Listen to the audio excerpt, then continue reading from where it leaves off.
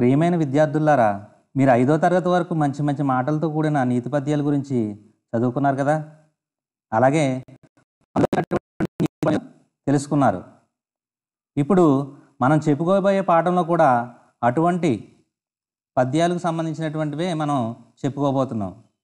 మన జీవితాలకు ఉపయోగపడే మరికొన్ని మంచి మంచి మాటలతో కూడినటువంటి నీతి పద్యాలు మనం ఇప్పుడు చెప్పుకోబోతున్నాం. అదే నేటి పాఠం సుభాషితాలు. ఏంటి ఆ పాఠం పేరు? సుభాషితాలు. మీకు మారినటువంటి తెలుగు టెక్స్ట్ బుక్లో 6వ పాఠం అన్నమాట ఇది. 6వ పాఠమైనటువంటి సుభాషితాలు అనేటువంటి పాఠం గురించి మనం ఈరోజు చెప్పుకోబోతున్నాం. సు అంటే మంచి అని అర్థం. సు అంటే ఏంటి? మంచి అని అర్థం. భాషితం అంటే మాట అని అర్థం. భాషితం అంటే మాట అని అర్థం. ఇప్పుడు సుభాషితాలు అంటే అర్థం ఏంటి? మంచి మాటలు. సుభాషితాలు అంటే అర్థం ఏంటి? మంచి మాటలని అర్థం.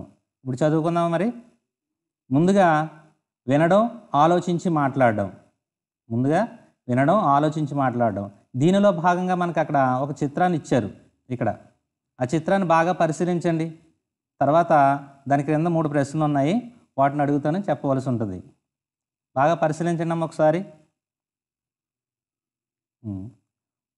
మొదటి ప్రశ్న చూడండి. చిత్రంలో ఎవరెవరు ఉన్నారు? చిత్రంలో ఎవరెవరు ఉన్నారు? బాగా పరిశీలించారు కదా. చిత్రంలో ఒక గురువు గారు, కొంతమంది శిష్యులు ఉన్నారు.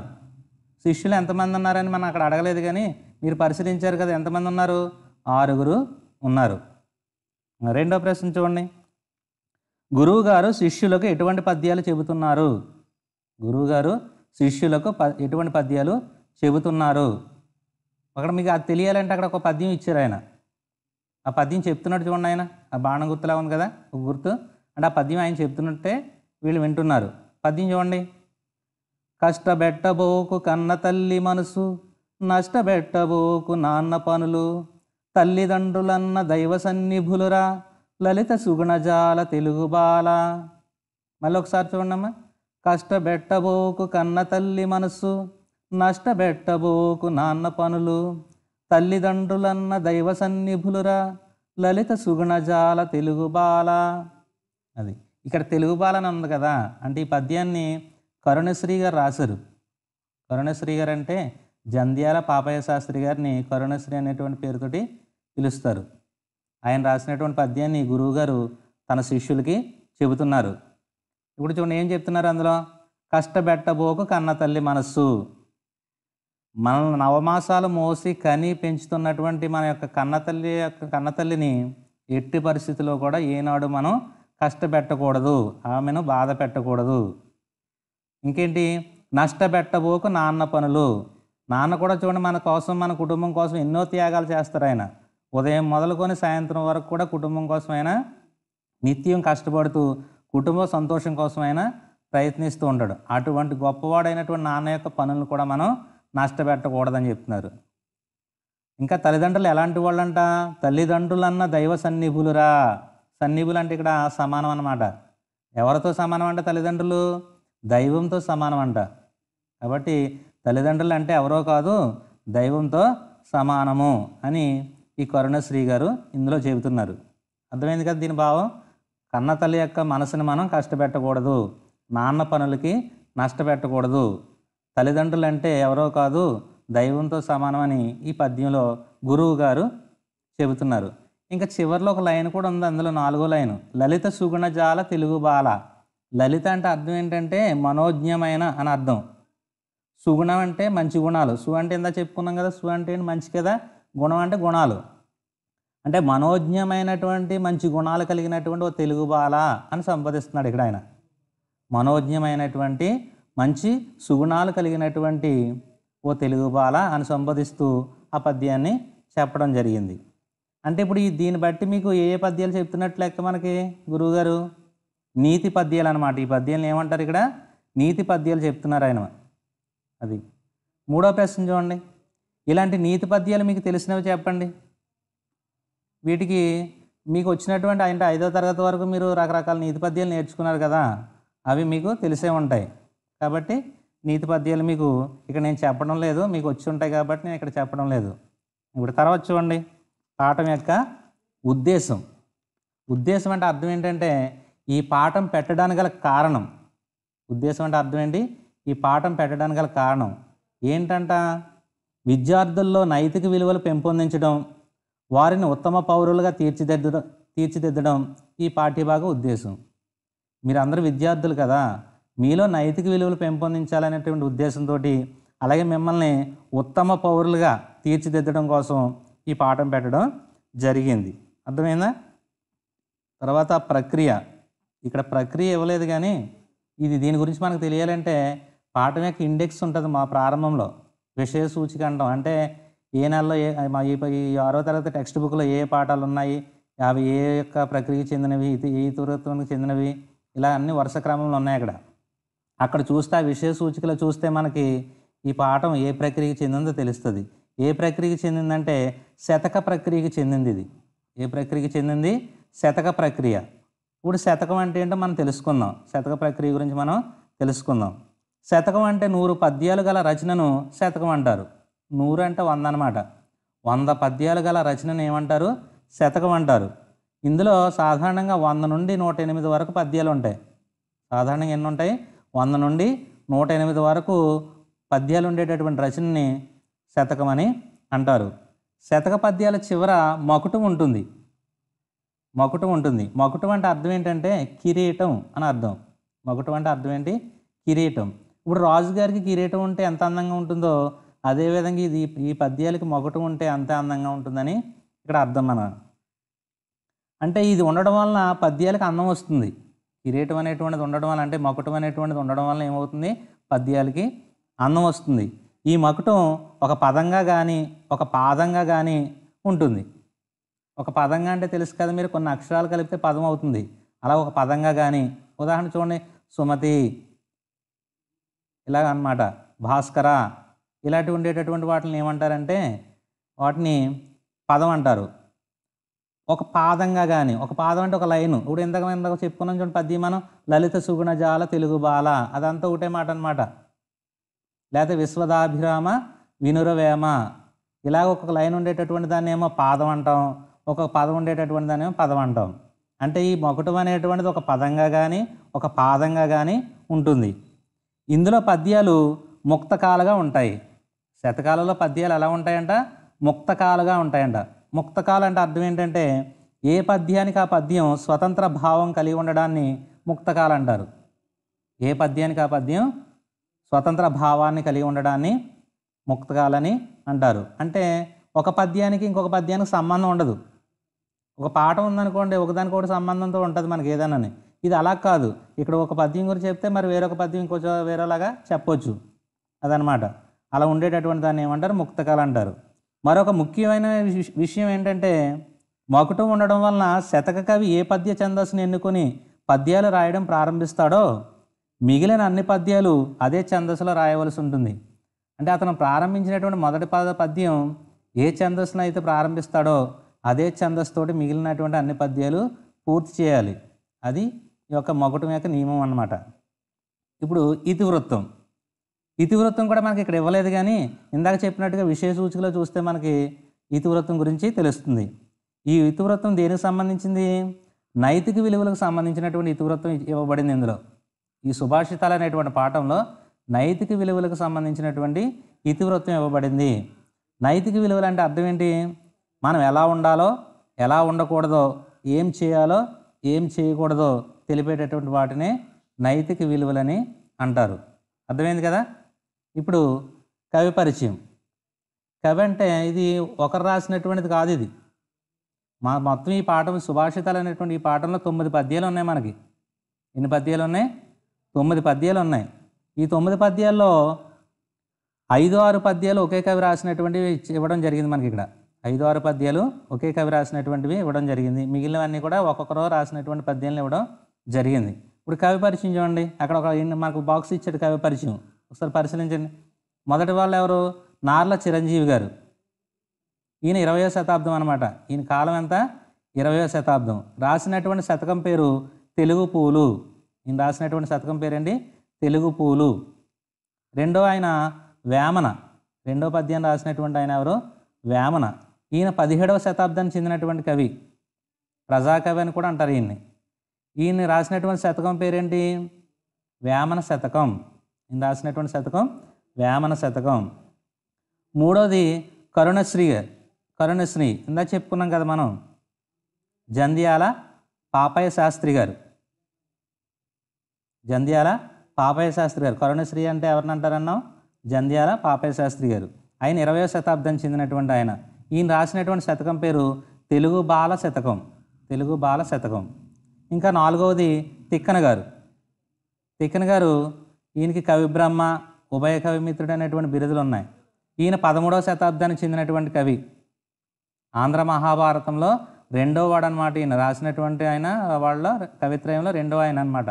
ఈయన 13వ శతాబ్దం చెందినటువంటి వాడు. ఈయన రాసినటువంటిది ఏంటి? మహాభారతం. అంటే ఆంధ్ర మహాభారతం. అంటే ఆంధ్ర మహాభారతంలో రాసినటువంటి పద్యాలను తీసుకుని ఇక్కడ మనకి ఇవ్వడం జరిగింది. తర్వాత ఐదోది పక్కి అప్పల నరసింహం గారు.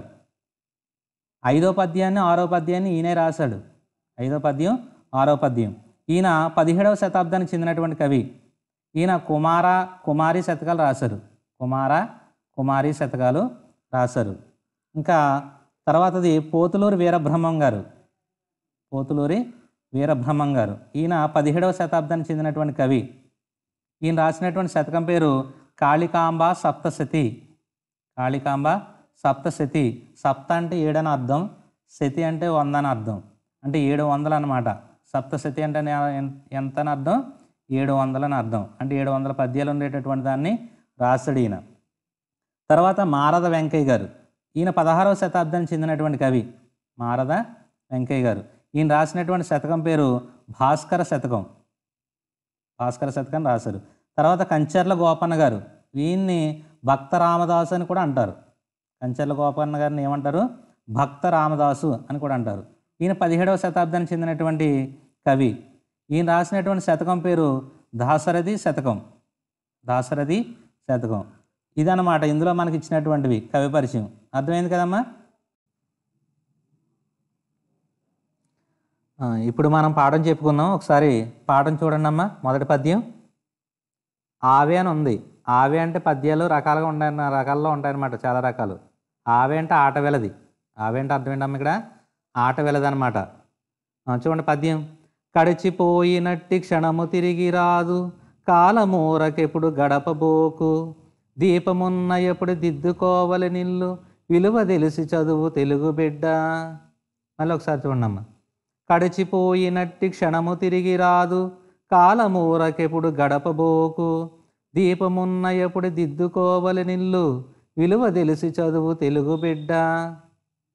ఇప్పుడు చూడండి, తెలుగు బిడ్డ అని వచ్చింది కదా. ఇది మొదట చెప్పుకున్నాం కదా కవి పరిచయంలో, నార్ల చిరంజీవి గారు రాసినటువంటిది అనమాట. ఇది ఎవరు రాశారు? ఇది నార్ల చిరంజీవి గారు రాసినటువంటిది అనమాట. ఏ శతకము? తెలుగు పూలు శతకం. తెలుగు పూలు శతకంలో నుంచి ఈ పద్యాన్ని మనం తీసుకోవడం జరిగింది. ఇక్కడ కడిచిపోయినట్టి. కడిచిపోవడం అంటే అర్థం ఏంటంటే జరిగిపోయిన, అంటే జరిగిపోయినటువంటి క్షణము అంటే సమయం. తిరిగి రాదంటే తిరిగి రాదు, అంటే గడిచిపోయినటువంటి సమయం అంట తిరిగి రాదట. అవునా కదా? నిన్నటి సమయం ఈరోజు వస్తుందా మనకి? నిన్న చేయవలసినటువంటి పనులు ఆపేసామనుకోండి, ఆ పనులు నిన్న చేయవలసిన పనులు నిన్నే చేయాలి. ఒక పదవి పోయిందనుకోండి, పదవి తిరిగి వస్తుంది. డబ్బు పోయిందనుకోండి, ఏదోలాగా డబ్బు సంపాదించుకోవచ్చు. లేదంటే ఆస్తి పోయిందనుకోండి, ఏదో విధంగా మనం ఆస్తి సంపాదించుకోవచ్చు. కానీ సమయం మాత్రం గడిచిపోతే మాత్రం, జరిగిపోతే మాత్రం ఆ సమయాన్ని మనం తిరిగి సంపాదించుకోలేము. అర్థమైందా? తిరిగి రాదనమాట. అలాగే కాలమూరకి ఎప్పుడు గడపబోకు, అందువల్ల నువ్వు కాలాన్ని ఎప్పుడు కూడా ఊరకనే అంటే వృధాగా, ఊరక అంటే ఇక్కడ అర్థం ఏంటి? వృధాగా గడపొద్దు అని చెప్తున్నాడు. అంతటి గొప్పదైనటువంటి సమయాన్ని గురించి ఇక్కడ చెప్పడం జరిగింది. కాలాన్ని ఊరకనే మనం గడపకూడదని చెప్తున్నాడు. దీపమున్న ఎప్పుడు దిద్దుకోవాలి నిల్లు. దీపం ఉన్నప్పుడే మనం ఇల్లుని చక్కదిద్దుకోవాలి. దీపం ఉన్నప్పుడే మనం ఇంటిని చక్కదిద్దుకోవాలి. ఇప్పుడు అంటే కరెంట్ అది ఉంది, కానీ ఒకప్పుడు దీపాల కదా మనకు అన్ని ఆధారాలు. అందువల్ల దీపం వెలిగి ఉన్నప్పుడే అక్కడ ఉన్నటువంటి ఇంట్లో పనులన్నీ కూడా చేసుకోవాలి. ఒకవేళ దీపం లేదనుకోండి, ఇంట్లో పనులు అవుతాయా? అవ్వ కదా.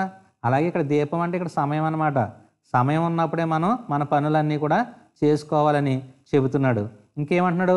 విలువ తెలిసి చదువు తెలుగు బిడ్డ. కాబట్టి కాలం యొక్క విలువ తెలుసుకుని నువ్వు చదువుకో అని పిల్లల్ని ఉద్దేశించి ఈయన చెప్పడం జరిగింది. అర్థమైందా? ఇప్పుడు భావం చూడండి, ఓ తెలుగు బిడ్డ, జరిగిపోయినటువంటి కాలం లేదా గడిచిపోయినటువంటి కాలం తిరిగి రాదు. కాబట్టి సమయాన్ని వృధాగా గడపవద్దు. దీపం ఉన్నప్పుడే మనకు ఉన్నటువంటి పనులన్నీ కూడా చక్కబెట్టుకోవాలి. కాబట్టి కాలం విలువ తెలుసుకుని చదువుకోండి అని ఇందులో మనకి చెప్పడం జరిగింది. అది మొదటి పద్యం యొక్క భావం. అర్థమైంది కదమ్మా? రెండో పద్యం చూడండి. భూమి నాది అన్న భూమి పక్కున నవ్వు, దానహీను చూచి ధనము నవ్వు, కథన భీతు చూచి కాలుండు నవ్వును, విశ్వదాభిరామ వినురవేమ. మళ్ళీ చూడండి. భూమి నాది అన్న భూమి పక్కున నవ్వు, దానహీను చూచి ధనము నవ్వు, కథన భీతు చూచి కాలుండు నవ్వును, విశ్వదాభిరామ వినురవేమ. విశ్వదాభిరామ వినురవేమ, ఇదంతా కూడా మొకటం అన్నమాట. మొకటం అంటే చెప్పాను కదా ఇందాక, కిరీటం అని అర్థం. విశ్వదాభిరామ అంటే అర్థం ఏంటంటే విశ్వాన్ని సృష్టించి ఇచ్చినటువంటి ఓ రామ అని అర్థం. విశ్వాన్ని సృష్టించి ఇచ్చినటువంటి ఓ రామ అని చెప్పి ఏమంటున్నాడు వేమన గారు? ఓ వేమ అని చెప్తున్నాడు. అంటే ఆయన అంతటా ఆయనే చెప్తున్నారు ఇక్కడ వేమన గారు. వేమన శతకంలో అనమాట ఈ పద్యం. విశ్వాన్ని సృష్టించి ఇచ్చినటువంటి ఓ రామ, ఓ వేమ అని చెప్తూ ఏమంటున్నాడు చూడండి. భూమి నాది అన్న భూమి ఫక్కున నవ్వు. చాలామంది చూడండి ఈ భూమి నాది స్థలం నాది అని అంటూ గొడవలు పడుతుంటారు. చాలా తగాదాలు అయిపోతుంటాయి సరిహద్దుల దగ్గర. అలాంటి వాళ్ళని చూసి అంటారా, నా భూమి ఏం చేస్తుందంట? ఫక్కున నవ్వు. ఫక్కున నవ్వడం అంటే అర్థం ఏంటంటే పగలబడి నవ్వుతుందంట. ఈ భూమి నాది అని ఎవరైతే చెబుతుంటారో అటువంటి వాళ్ళని చూసి భూమి ఏం చేస్తుందంట? పగలబడి నవ్వుతుందంట. ఎందువల్ల నవ్వుతుందో చెప్పండి? ఈ భూమి అనేటువంటిది ఈరోజు మనం ఉన్నాము, కానీ ఈ భూమి మీద మనం అశాశ్వతం, కానీ భూమి మాత్రం శాశ్వతం. మనం ఉండవు, ఈ భూమి మాత్రం ఉంటుంది. ఇప్పుడు మనం నివసించేటటువంటి ఈ భూమి మీద ఎంతోమంది ప్రజలు పుట్టి చనిపోయారు. ఆ విషయం మీకు అంతా తెలుసు. రాజులు వీళ్ళందరూ కూడా ఈ భూమిని పరిపాలించిన వాళ్ళే. వాళ్ళందరూ పోయారు. తర్వాత ఒక్కొక్కరొకరు అలా వస్తున్నారు. అంటే భూమి అనేది అలాగే ఉంటుంది, మనం మాత్రం అశాశ్వతం. ఇక్కడ శాశ్వతం కాదనమాట మనం. కాబట్టి అటువంటి భూమిని చూసి మనం నాది అని కొట్టుకుని మనం ఇబ్బందులు పడుతున్నాం కదా. అలాగ అనేటువంటి వాడు ఎవడైతే ఉన్నాడో వాడిని చూసట ఈ భూమి పగలబడి నవ్వుతుందంట. ఇంకెలాంటి వాడిని చూడండి. దానహీను చూచి ధనము నవ్వు. దానహీనుడు అంటే ఇక్కడ దానం చేయకుండా ఉండేటటువంటి వాడు, దానం చేయనివాడు. ఎవడాడు? పిసినారనమాట. పిసినారిని చూసి ఏం చేస్తాడంటే ధనము నవ్వుతుందంట. అవునా కదా? పిసినారి అనేటువంటి వాడు, లోభి అనేటువంటి వాడు ధనాన్ని దాచుకుంటాడు. ఎవరికి దానం చేయడు, తాను తినడు, ఇతరులకు పెట్టడు. అటువంటి వాడు దాచుకున్నటువంటి ధనాన్ని చూసి ఆ ధనం ఏం చేస్తుందంట? నవ్వుతుందంట. అవును కదా? ఎందుకంటే చనిపోయేటప్పుడు తనకు కూడా వస్తుంది ధనం? రాదు. కాబట్టి ఉన్నంతలోనే మనం ఎవరికైనా సహాయం చేయాలని ఇందులో చెప్తున్నారు. కథన భీతు చూచి కాలుండు నవ్వును. కథన భీతు, కథనం అంటే ఇక్కడ యుద్ధం అన్నమాట. కథనం అంటే అర్థం ఏంటి ఇక్కడ? యుద్ధము. భీతుడు అంటే భయపడేవాడు, పిరికివాడు. అంటే యుద్ధంలో భయపడేటటువంటి వాటిని చూసి కాలుండు నవ్వును. కాలుండు అంటే ఇక్కడ యముడు, సమవర్తి అని కూడా అంటారు. కాలుండు అంటే అర్థం ఏంటి ఇక్కడ? యముడు, సమవర్తి అని కూడా అంటారు. అంటే యుద్ధరంగాన్ని చూసి, యుద్ధరంగంలో భయపడి పారిపోయేటటువంటి వాడిని చూసంట యముడు నవ్వుతాడట. మన చావు అనేటువంటిది ఎప్పుడైనా వస్తుంది, కానీ దాన్ని చూసి మనం భయపడుతూ బ్రతకూడదని ఇందులో చెప్పడం జరిగింది. ఇప్పుడు చూడండి, అర్థమైంది కదా? ఇప్పుడు భావం చూడండి. ఈ భూమి నాది అని అంటుంటేనంట అటువంటి వాడిని చూసి భూమి పగలబడి నవ్వుతుందట. ఇంకా దానం చేయకుండా ఉండేటటువంటి పిసినారిని చూసి ఆ ధనము నవ్వుతుందంట. అలా యుద్ధరంగం నుంచి యుద్ధరంగం అన్నా కూడా భయపడి పారిపోయేటటువంటి వాడిని చూసి యమధర్మరాజు నవ్వుతాడట. కాబట్టి ఈ పద్యాన్ని వినడం వల్ల మీకు ఏమర్థమైంది? మనం ఎప్పుడు కూడా ఏది నాది అనుకోకుండా మనం దాచుకున్నటువంటి ధనాన్ని సాధ్యమైనంత వరకు ఇతరులకు సహాయం చేస్తూ ధైర్యవంతులుగా ఉండాలని ఈ పద్యంలో మనకు చెప్పడం జరిగింది. ఎవరు రాసిన ఈ పద్యాన్ని? వేమన గారు రాయడం జరిగిందనమాట. వేమన శతకంలోనిది. తర్వాత మూడోది చూడమ్మా. ఇది కూడా ఆవే ఉంది. ఆవే అంటే ఆట వెళ్దనమాట. ఇక్కడ విద్య గురించి చెప్తున్నారు, విద్య యొక్క గొప్పతనం గురించి. దొరలు తోచలేరు దొంగలెత్తుకపోరు, భ్రాతృజనము వచ్చి పంచుకోరు, విశ్వవర్ధనంబు విద్యాధనంబురా, లలిత సుగుణజాల తెలుగు బాల. మళ్ళీ ఒకసారి చూడండి. దొరలు దోచలేరు దొంగలెత్తుకపోరు, భ్రాతృజనము వచ్చి పంచుకోరు, విశ్వవర్ధనంబు విద్యాధనంబురా, లలిత సుగుణజాల తెలుగు బాల. ఈ తెలుగు బాల శతకం ఇంతకుముందు మన ప్రారంభంలో వచ్చింది కదా. ఎవరు రాశారని చెప్పుకున్నాం మనం? కరుణశ్రీ గారు రాశారు. అంటే ఇది కలం పేరు అన్నమాట. కరుణశ్రీ అనేది ఆయన పూర్తి పేరు జంధ్యాల పాపయ్య శాస్త్రి గారు.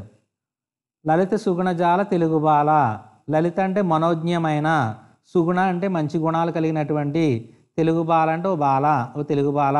అంటే మనోజ్ఞమైనటువంటి మంచి గుణములు కలిగినటువంటి ఓ తెలుగు బాల అని సంబోధిస్తే ఏమంటున్నాడు చూడండి. దొరలు దోచలేరు, విద్యాధనాన్నంట దొరలు దోచలేరంట. దొరలంటే ఎవరో పరిపాలకులు, వాళ్ళు ఎవరు కూడా దోచుకోలేరట. దొంగలు ఎత్తుకుపోరు, దొంగలు కూడా ఎత్తుకుపోలేరట విద్యాధనాన్ని. భ్రాతృజనం వచ్చి పంచుకోరు, భ్రాతృజనం అంటే ఇక్కడ అన్నదమ్ములు అనమాట. అన్నదమ్ములు వచ్చి ఎవరు కూడా అది పంచుకోలేరు. ఆస్తి అయితే పంచుకుంటారు కానీ నీ దగ్గర ఉన్నటువంటి విద్యను వాళ్ళు ఎవరు పంచుకోలేరు. విశ్వవర్ధనంబు విద్యాధనంబురా. విశ్వవర్ధనం అంటే అర్థం ఏంటంటే ఇక్కడ విశ్వం అంటే ప్రపంచం, వర్ధనం అంటే అభివృద్ధి చేసేది అని అర్థం. వర్ధనం అంటే ఏంటి? అభివృద్ధి చేసేది. అంటే ప్రపంచాన్ని అభివృద్ధి చేసేది ఏంటంటే ఇక్కడ విద్యాధనం, అంటే విద్య అనేటువంటి ధనం అంట. అటువంటి గొప్ప ధనాన్ని దొరలు దోచలేరు, దొంగలు ఎత్తుకుపోలేరు, అన్నదమ్ములు వచ్చి ఎవరు కూడా పంచుకోలేరు. కాబట్టి ఈ విద్యాదానాన్ని అందరూ సంపాదించాలని ఇందులో మనకి చెప్పడం జరిగింది. ఇప్పుడు భావం చూడండి ఇక్కడ. ఓ తెలుగు బాల, విద్యాదానాన్ని ఎవరు కూడా దొరలు దోచుకోలేరు, అలాగే దొంగలు కూడా ఎత్తుకుపోలేరు, అలాగే అన్నదమ్ములు వచ్చి కూడా దీన్ని పంచుకోలేరు. గొప్పదైనటువంటి విద్యాదానమే ప్రపంచ అభివృద్ధికి మూలము అని చెప్తున్నారు. కాబట్టి మనం విద్య గురించి ఏం చేయాలంటే మనం అందరం కూడా గొప్పగా చదువుకుని మనం ఉండాలి. విద్యకు సంబంధించి చాలామంది కవులు ఏం చేశారు, ఇంకా చాలా గొప్పగా కూడా చెప్పడం జరిగింది. ఉదాహరణకి భర్తృహరి అనేటువంటి కవి విద్య గురించి ఇలా చెప్పడం జరిగింది. విద్య నిగూఢ గుప్తమగు విత్తము, రూపము పురుషాళికిన్, విద్య యశస్సు భోగకరి, విద్య గురుండు విదేశ బంధుడున్, ఇలా చెప్పడం జరిగింది విద్య యొక్క గొప్పతనం గురించి. అలాగే మారద వెంకయ్య గారు, ఈయన కూడా విద్య గురించి చెప్పడం జరిగింది. ఏమని?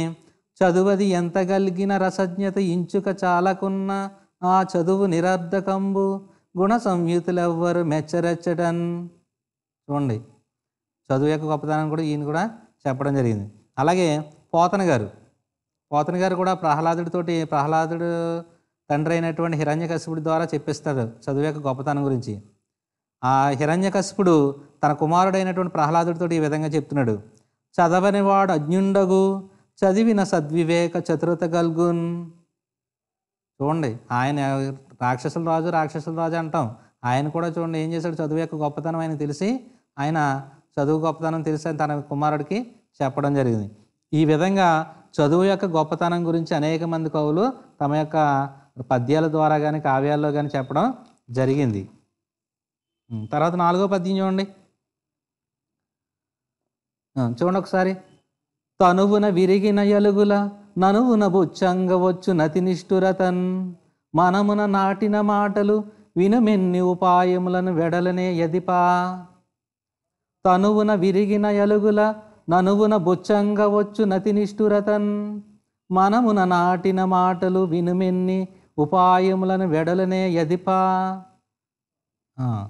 ఈ పద్యం ఇక్కడ తిక్కన గారు రాసినటువంటిది అనమాట. ఇది ఉద్యోగ పర్వంలో ఉన్నట్టు చెప్పినటువంటి పద్యం అనమాట. ఇది ఎక్కడ చెప్పినటువంటి పద్యం? ఇది ఉద్యోగ పర్వంలో చెప్పినటువంటి పద్యం. ఎవరితో చెప్తున్నారు ఈ పద్యం? విదురుడు అనేటువంటి ఆయన ధృతరాష్ట్రంతో చెప్తున్నారు. విదురుడు ధృతరాష్ట్రంతో చెప్తున్నారు. ఏమని చెప్తున్నాడు? తనువున విరిగిన ఎలుగుల ననువున బొచ్చంగ వచ్చు నతి నిష్ఠురతన్. తనువు అంటే ఇక్కడ శరీరం అని అర్థం. తనువు అంటే అర్థం ఏంటి? ఇక్కడ శరీరం. విరిగిన అంటే గుచ్చుకున్నటువంటి. అలుగుల అంటే ఇక్కడ అలుగు అంటే అర్థం ఏంటంటే బాణపు చివరి మొన, దీని ములికి అని కూడా అంటారు. అంటే శరీరంలో గుచ్చుకున్నటువంటి బాణాలనంట అనువున బొచ్చంగా వచ్చు అతి నిష్ఠురతన్. అను అంటే నేర్పుతోటి ఉపాయంతో, బొచ్చంగా వచ్చు తీయవచ్చు అంట. అంటే ఇక్కడ ఏం చెప్తున్నాడు? శరీరంలో గుచ్చుకున్నటువంటి బాణాలనంట అతి కష్టం మీద ఉపాయంతో ఏదో విధంగా మనం తీయవచ్చంట. కానీ మనమున నాటిన మాటలు, మనం అంటే ఇక్కడ మనసు గాయపడేలాగా మాట్లాడినటువంటి మాటలనంట వినుమెన్ని ఉపాయములను వెడలనే, ఏ విధంగా చూసిన ఎన్ని ఉపాయాల ద్వారా కూడా తొలగించడం సాధ్యం కాదు. అంటే మాటలు ఎలా మాట్లాడాలో ఇందులో చెప్తున్నాడు. మాటలు ఎప్పుడు కూడా పరుషంగా ఉండకూడదంట, చాలా సరళంగా ప్రియంగా ఉండాలి. ఏం చెప్తున్నాడు? తనువున విరిగిన అలుగుల నలువున బొచ్చంగా వచ్చి అతి నిష్ఠురతన్, శరీరాన్ని గుచ్చుకున్నటువంటి బాణాలని అతి కష్టం మీద ఉపాయంతో ఏదే విధంగా తొలగించవచ్చు, తీయవచ్చు. అలాగే ఆ బాణం చేసినటువంటి గాయం కూడా మానిపోతుంది త్వరలో. కానీ మనసు గాయపడే విధంగా మాట్లాడినటువంటి మాటలను మాత్రం ఎన్ని ఉపాయాల చేత కూడా తొలగించడం సాధ్యం కాదు. కాబట్టి మాటలు చాలా ప్రియంగా, ఇష్టంగా, సరళంగా మాట్లాడాలని ఇందులో చెప్పడం జరిగింది. కాబట్టి ఈ పద్యాన్ని మీరు వింటున్నారు కాబట్టి మీరు కూడా ఏం చేయాలి? ఎవరితోటి కూడా పరుషంగా మాట్లాడకుండా మంచిగా మాట్లాడడం, స్నేహంగా మాట్లాడడం నేర్చుకోండి. తర్వాత చూడండి. రోషావేశము జనులకు దోషము, తలపోయ విపుల దుఃఖకరమునవు, రోషము విడిచిన ఎడ సంతోషింతురు బుధులు హితము దోప కుమారా. మళ్ళీ చూడండి. రోషావేశము జనులకు దోషము, తలపోయ విపుల దుఃఖకరమునవు, రోషము విడిచిన ఎడ సంతోషింతురు బుధులు హితము దోప కుమారా. ఇక్కడ కుమార అని ఉంది కాబట్టి కుమార శతకాన్ని రాసినటువంటి ఆయన ఎవరు ఇక్కడ? కుమారి శతకం ఎవరు రాశారు? పక్కి అప్పల నరసింహం గారు రాశారు. ఆయన రాసినటువంటి పద్యం అన్నమాట ఇది. ఏం చెప్తున్నాడు చూడండి. రోషావేశము జనులకు దోషము, రోషం అంటే ఇక్కడ కోపం అన్నమాట, కోపము. ఆవేశం అంటే ఇక్కడ ఉద్రేకము. రోషావేశము జనులకు దోషము, దోషం అంటే ఇక్కడ తప్పు ఉండకూడదు అనమాట. అంటే ఓ కుమార, కోపము ఉద్రేకం కలిగి ఉండడం అనేది చాలా పెద్ద తప్పు. మనుషులకి కోపం కానీ ఉద్రేకం కానీ ఉండకూడదట. తలపోయ విపుల దుఃఖకరమునవు, తలపోయ అంటే ఆలోచించగా, విపుల అంటే చాలా, దుఃఖకరమునవు చాలా బాధ కలిగించేదంట. అది ఆలోచించి చూడగా ఆ యొక్క కోపం కానీ ఉద్రేకం కానీ ఏం చేస్తుందంట? చాలా దుఃఖాన్ని, బాధని మనకి కలిగిస్తుందంట. కాబట్టి రోషము విడిచిన ఎడ సంతోషింతురు బుధులు. కాబట్టి మన యొక్క కోపాన్ని మనం విడిచిపెట్టామనుకోండి, వదిలేసామనుకోండి, బుధులు అంటే పండితులు అనమాట. పండితులందరూ కూడా సంతోషిస్తారట. మన యొక్క కోపాన్ని మనం విడిచిపెట్టి మనం జీవిస్తుంటే పండితులు మొదలైనటువంటి వాళ్ళందరూ కూడా చాలా సంతోషిస్తారట. హితము దోప, అలాగే అది మనకు మంచిని కూడా జరిగేలా చేస్తుంది, మనకి మంచి జరుగుతుందంట. మనం కోపంగా లేకుండా ఉన్నామనుకోండి, కోపము ఉద్రేకం అన్నీ వదిలేసుకున్నాం అనుకోండి, అప్పుడు శాంతంగా జీవిస్తాం. శాంతంగా జీవించేటప్పుడు మనల్ని ఎవరు చెడ్డవాళ్ళు అంటారు కదా, అందరూ మనల్ని మంచివాళ్ళు అంటారు. అంతా మనకు మంచి జరుగుతుందని చెప్పడం జరిగింది.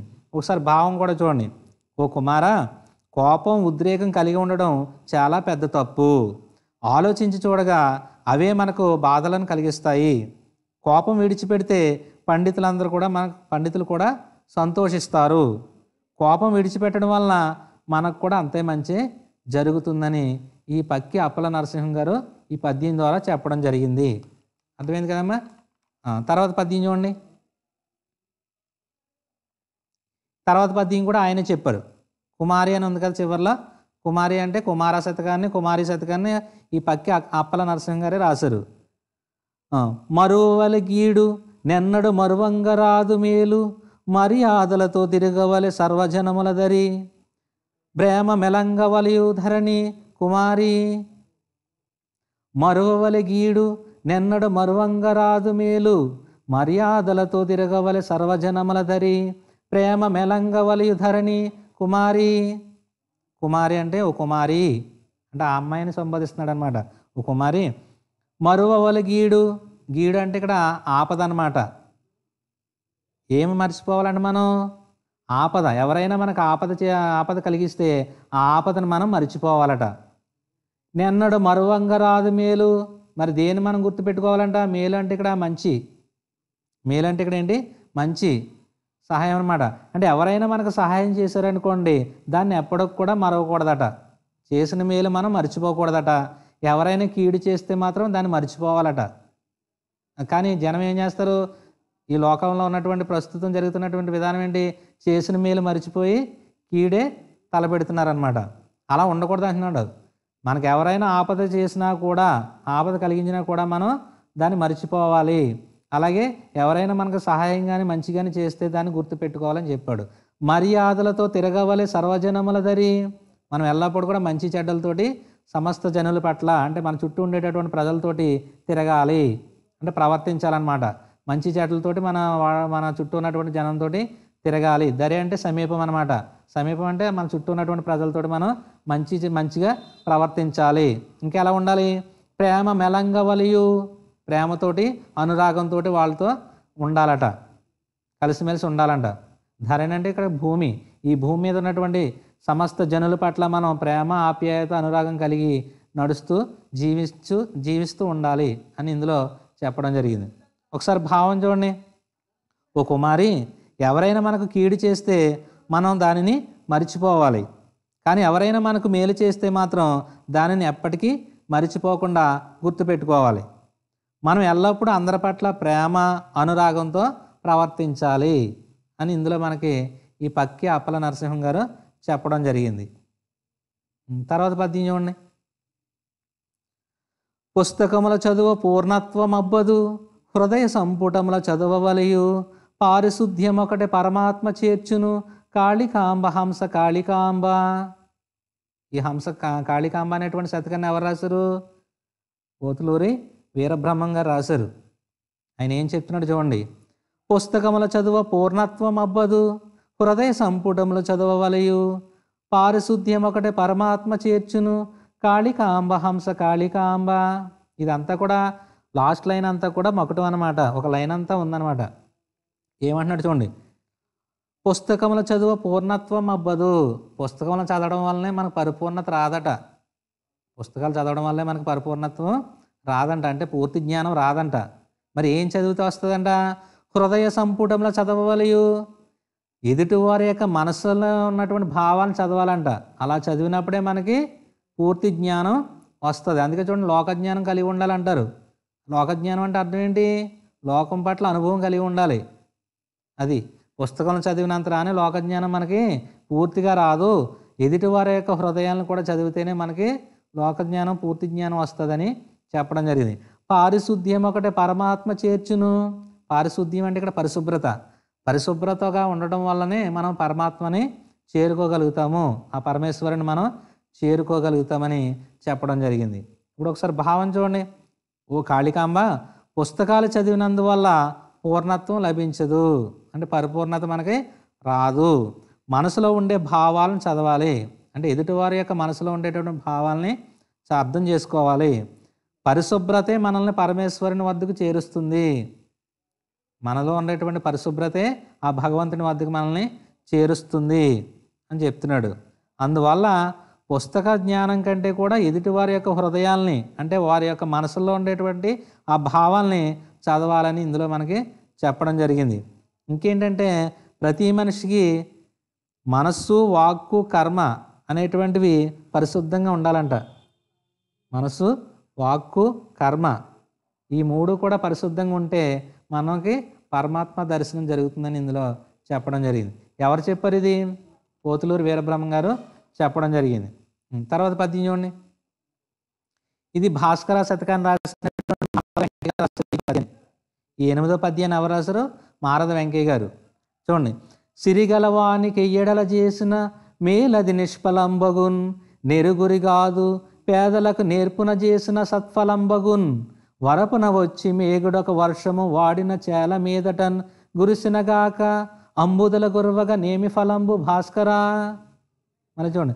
సిరిగలవానికి ఎయ్యడలం చేసిన మేలది నిష్ఫలంబగున్, నెరుగురి కాదు పేదలకు నేర్పున చేసిన సత్ఫలంబగున్, వరపున వచ్చి మేగుడొక వర్షము వాడిన చేల మీదట గురిసినగాక, అంబుదల గుర్వగా నేమి ఫలంబు భాస్కరా.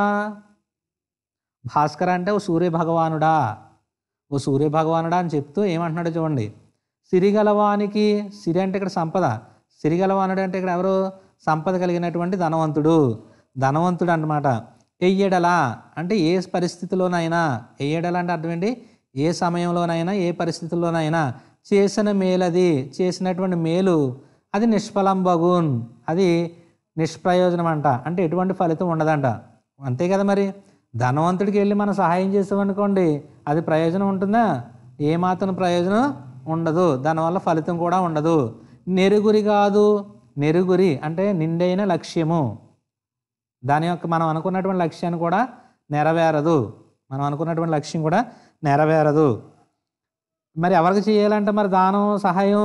పేదలకు నేర్పున చేసిన సత్ఫలంబులగున్, పేదవాళ్ళకు చేసినటువంటి సహాయం అంట సత్ఫలితాన్ని ఇస్తుందట.